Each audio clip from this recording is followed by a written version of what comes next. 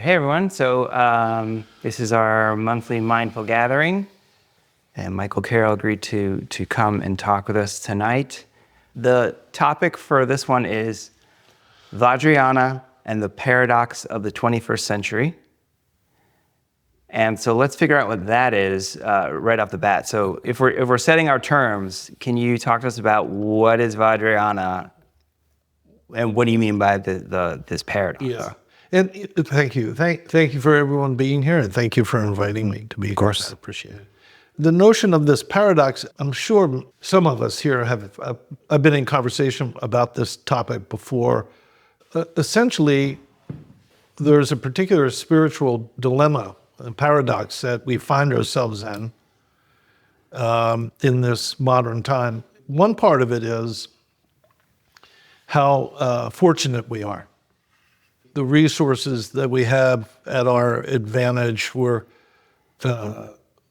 wildly endowed. And the books, if you want to get into the real meat of it, the best book on this is Steven Pinker's book called Enlightenment Now. There's another earlier book by a guy named Easterbrook called Progress Paradox. We have to give him proper cred because he was the guy who started researching this dilemma to begin with. But nonetheless, essentially, the bottom line is the experience that we're having right now, this very split second, by any conventional measurement, is better than 99 and 9/10% of all the human beings that ever lived. Whether it's healthcare, literacy rates are going up, poverty rates are going down, healthcare is going up for the world. It goes on and on. There's a lot of data on this. I mean, just sitting here, right, with warmth, light, electricity, et cetera, et cetera. So we're very fortunate. We're wildly endowed, extremely fortunate to be alive. That's one side of the paradox. The other side of the paradox, I don't think I need to tell everybody about, is there seems to be an increasing level of madness that is defining our experience of being alive as human beings. Whether it's having to witness, I think I saw today an article on the Ukraine, and they estimate, and these are well thought through estimations, that as many as 500,000 people on the Russian side have been killed. Okay, it's amazing, absolutely amazing. And then there was what happened in Delhi the other day with pollution. People can't even go outside their house. And we can go on in, the madness of our politics, not just here, but also around the world. So here we are, and also individual depression, suicide is skyrocketing in many countries. South Korea, for example. I think that the third largest cause of death for young people in the United States, the third highest, is the use of guns. They die by guns. So we have a plague of weaponry as well around this country, around this world. So here we are in this paradox. It's a spiritual paradox. On the one hand, we're very fortunate, wildly endowed. On the other hand, we're confronting cruelty and madness and suffering. So that's the paradox. There you go. So was humanity's expectation that the peace and happiness would be coming with all of this technological advancement? Yeah, I think from a Buddhist point of view, there's an existential misunderstanding about being alive, which is that we deserve life to behave itself and deliver seamless pleasure and happiness. And anything that gets in the way is a threat. That's basically the misunderstanding. So we have the paradox idea, and what is Vajrayana? There's three vehicles. Yana is vehicle. Vajra means diamond or indestructible. But there's three vehicles. There's the Hinayana, Mahayana, and Vajrayana. Hinayana is the foundational vehicle. And a vehicle meaning a way to travel your spiritual path. And it's foundational in the essence of it is exploring the futility of one's confusion, dismantling it systematically and gently with skill, and in the process discovering or at least glimpsing what one had been confusing oneself about. The Mahayana, or the vehicle of the Bodhisattva, is once one works with those dynamics of dismantling one's futility and confusion, one glimpses something vast about one's presence and reality that makes it almost impossible not to fall in love with your world. And this quality of falling in love is both unbearably painful and unspeakably joyful simultaneously. And one travels that path, which is called the Bodhisattva path, and through traveling that path, one becomes increasingly awake, an awakened being, Bodhisattva. The Vajrayana then is the final, or the diamond path, and the thing that marks the Vajrayana is that one begins that journey by noticing and gaining confidence in being awake. That the view is the key. You're not postponing being awake. You're not aspiring necessarily to being awake, but you notice that it's an unavoidable reality. And how do you work subtly with that unavoidable reality? Because what tends to happen is we panic. So how do you dismantle panic? Well, why are you calling this this provocative title, Vajrayana and the 21st Century Paradox? Is there something you're seeing why, oh, this is a good fit, or this is a applicable time? Yeah, I think so. I think often this paradox of witnessing, for instance, a lot of us are going through a lot of self-reflection on the recent election and these kinds of things, that it appears that it's deeply threatening or distressing. But from the Mahayana point of view, the Bodhisattva's point of view, it's not a threat, it's an invitation. Mm-hmm. And the quality of the invitation from a tantric or Vajrayana point of view, no delight, no courage. In other words, the path is not just about opening yourself to the suffering of the world. It's also opening yourself to the delight of being awake.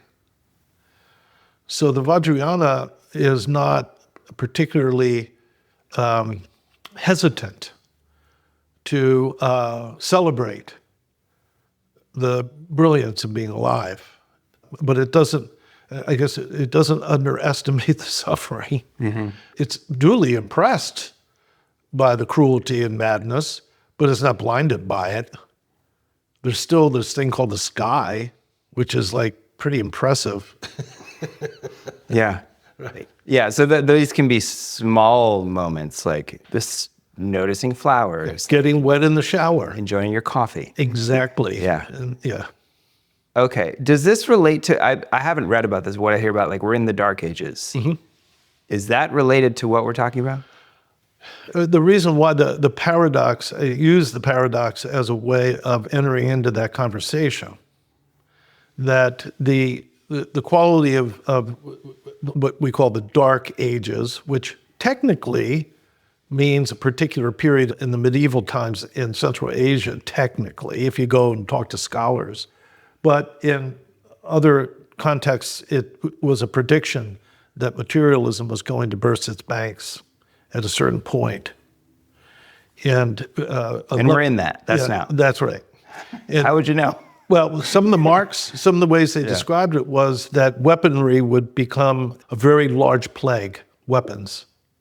Well, we happen to have 21,000 nuclear weapons hidden around the planet, so no one knows where they are. So I think that's not a bad definition. Are you finding any difference in how you're going about your day-to-day life knowing that's the state we're in now? Or is this a continuation of the practice you've been doing for your life? Well, no, the issue is the reason why we're so confused is because we're frightened by our experience. We're panicking. And you could be, all the way back in the caveman times or all the way now. There's a sense of panic about being alive. And we tend to feel threatened by being human, not open.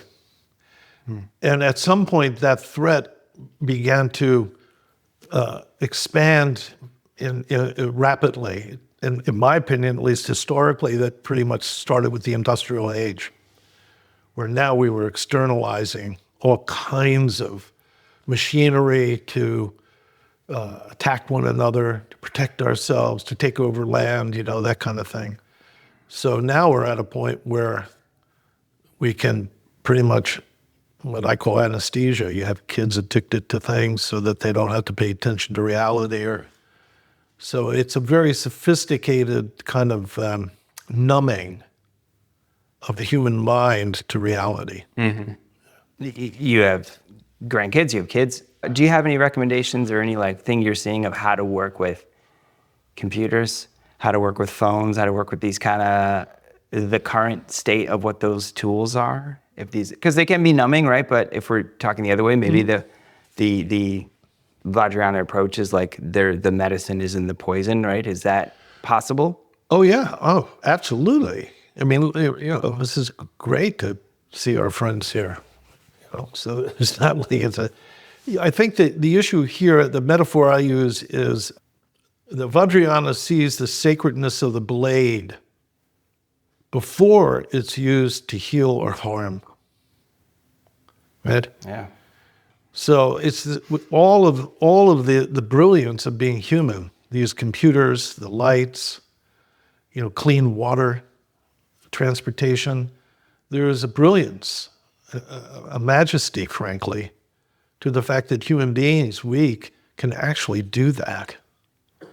But when it's an expression of panic and fear, then we begin to see that it takes on a different life, where technology becomes more like anesthesia than it does becoming into a kind of a creative process. But it's subtle, it's subtle because a lot of people use their computers. We all do, and we're good people. It's not like we're like computers are evil, make them go away. It's pretty much how society arranges itself around fear rather than wisdom. Is this what everybody came here to hear about us? Hopefully. Is there anybody here for a Pilates class? Okay. Well, as you've taken, with your business books, as you've taken that kind of approach into a workplace, as you're helping guide organizations, how do you advise people in the working world there's still deadlines and there's things you have to get done, work with that situation when their general view is changed of what life is? Well, when you're in that world, and I still do a lot of consulting with scientists and various stuff, I don't come in and go, hey man, you need to learn to meditate and take your bodhisattva vow, okay? I don't do that. But I would suggest, if you're a Buddhist and you're in a complicated work arrangement, that the key there is your bodhisattva vow. What happens often when we go to work is can I make enough money to pay my bills? And it's all reasonable, don't get me wrong.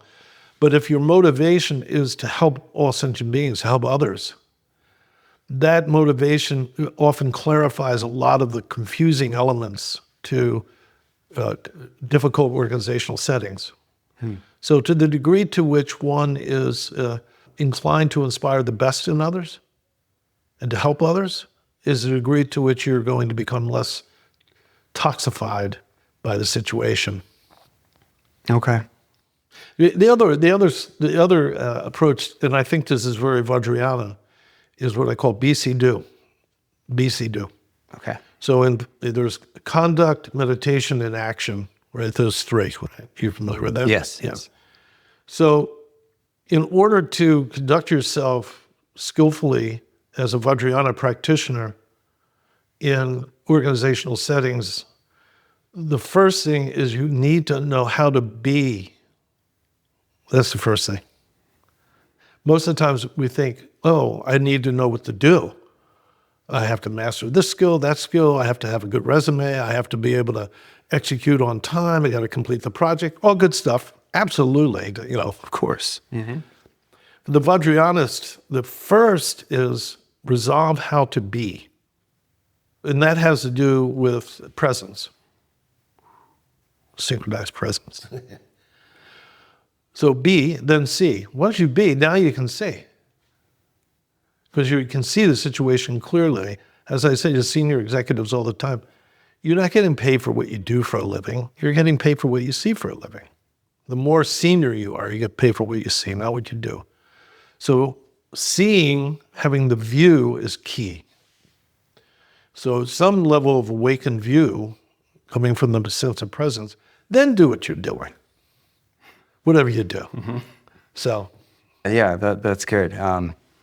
You use this phrase a lot, dog in the fight. How do you help in this when you don't have a dog in the fight? And what do you mean by not have a dog in the fight? Well, a dog in the fight is a kind of a strategy phrase, meaning, you might be witnessing a conflict and you may actually want it to go in a particular direction. But honestly, you don't really have any win-lose investment here. Mm-hmm. But from the Bodhisattva point of view, it's even if you don't have a dog in the fight, your heart is broken by the suffering of those who do. So you never give up on anything. You never give up. But being skillful, you don't have to jump in. You don't have to. Timing is always key. You don't have to jump in and try to solve every problem that comes your way. Yeah, no, people don't like that. Now, how does one help? And my approach, and frankly, for me personally, it's a lot of fun. And what I basically call it is confident kindness. Confident kindness. Often when we hear Buddhist kindness, it's like, you should be kind to everybody, man. Put honey and butter on everything. No, we're talking about a sense of presence that is strong, confident, clear-minded, but kind and soft. And that should be expressed to everyone we bump into. That's what we generally refer to in the way I've been trained as authentic presence. It has a softness toward others. An audience member asks, I'm wondering about the Vajrayana emphasis on view, even when dealing with difficult situations like violence or conflict.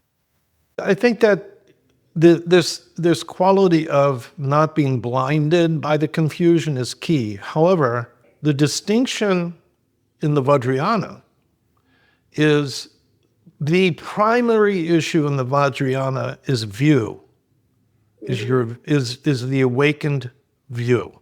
And as Vajrayanists, one is loyal with unshakable devotion to experiencing the unborn, timeless quality of being and the luminous aspect of being, the profoundness of that, and becoming familiar with that. Now, that view is very clarifying. It's very easy to be kind to people with that view. And you can see there, with that view, you can see maybe that they want to be kind as well, even though they're cranky pants, Okay. And you can play and be and nourish and cultivate, Yeah. And to tack on to that, since we're talking about Easter book, I just want to make, as I understand it, this idea of the paradox, this has been going on for at least decades, Yeah. and will continue for hopefully decades or hundreds of years of that, like we don't lose all our technological advancements. But it's that you like to use the idea of when someone gets hurt, a hospital backs up to your house with all this expertise in medicine to help. But people are still very lonely. Mm-hmm. Like there's a lot of loneliness going on. So I think the idea of what we're talking about is this selection is a little thing within it, but it is global, and we've been in it, we're in it, and it's going to continue for a long time. I think it's very well said, you know. This is the environment we're in as bodhisattvas and vajrayanas. It's not that we want to necessarily, hey, why didn't this get solved by now? What happened here? No, this is the environment that we're in, it's our job to help. It's our job. An audience member asks, when I meet people at the dog park who are clearly decent and kind, but hold political views I find frightening, how do I apply this Buddhist view of seeing clearly to understand what's really driving them, rather than just dismissing them? I love the dog park metaphor, and I've used it many a time, because in the four immeasurables, right? Kindness, compassion, sympathetic joy, and equanimity. How do you embody those? How do you actually embody? It's one thing to say, may all beings be happy. It's a great aspiration. Well, how do you embody them? And when you go to a dog park, you see joy everywhere with the dogs, and this quality of just opening to that joy is a bodhisattva gesture. And that quality, what Trungpa Rinpoche called cheering up, just cheering up, that quality is infectious. And it inspires sanity and kindness and joy in others. That's it. Simple, authentic presence.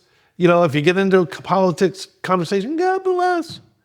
But it's really this sense of presence and sanity in one's presence that inspires the best in others at a very fundamental level.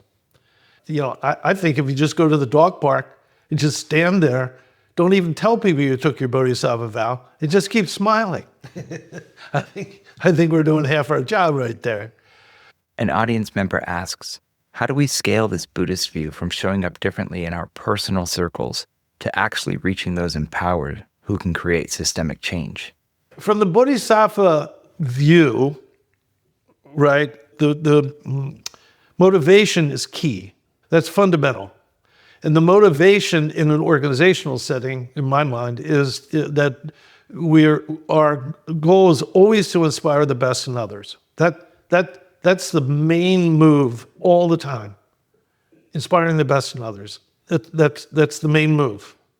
From that, you know, if you're a technologist, you're a data scientist, if you're a physician or a nurse or an engineer or a truck driver, teacher, artist, those are all good things. But the move is to inspire the best in others. Now, if you or anyone here can take that and do what Mother Teresa did and create a sustained global organization of thousands of women who every day help people in the single most distressing time of their life to either help them die or to heal them, God bless, build it. This is wonderful if you have that ability to do that, if you're Mother Teresa.